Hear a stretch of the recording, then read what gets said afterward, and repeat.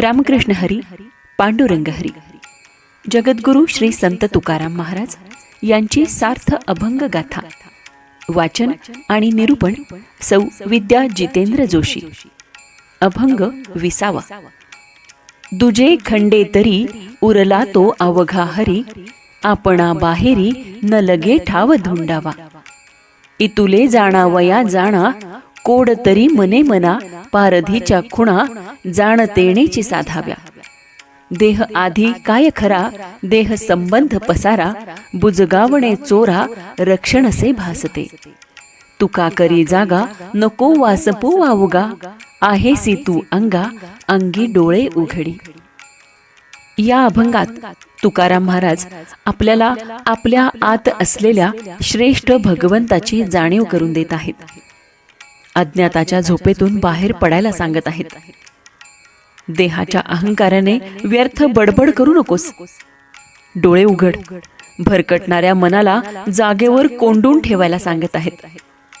जसं मन धरिता मुठीत होई जगण्याचे सोने, अगदी तसं होईल. यासाठी मनातली द्वैत भावना नष्ट करायचा सल्ला ते देत आहेत.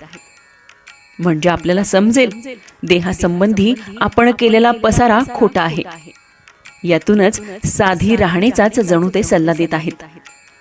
जसं चोरापासून रक्षणासाठी लावलेलं बुजगावणं रात्री अंधारात राखणदार असल्यासारखं वाटतं, तसाच अज्ञानामुळे देह खराच वाटतो. ते अज्ञान दूर करायला सांगत आहेत. भक्ताच्या अंतरात त्याचा देहभाव जागृत असल्यामुळे तो देवाशी एकरूप होऊन ऐक्य होत नाही.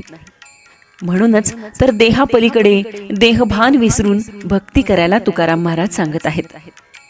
पण जेव्हा भक्तीने देहभाव निराश होतो, देहभाव हरवतो, तेव्हा मिळालेल्या ज्ञानानंतर ब्रह्मस्वरूपाशी म्हणजेच त्या परमात्मा परमेश्वर हरीशी आपण एकरूप होतो. असं जेव्हा होतं तेव्हा देवाला हरीला शोधावं लागणारच नाही. जसा पारधी सावजाला पकडण्यासाठी सापळा लावतो, त्या सापळ्याच्या खुणा सावजाला जाणवतात, अगदी तशा अद्वैताच्या खुणांची जाणीव होते.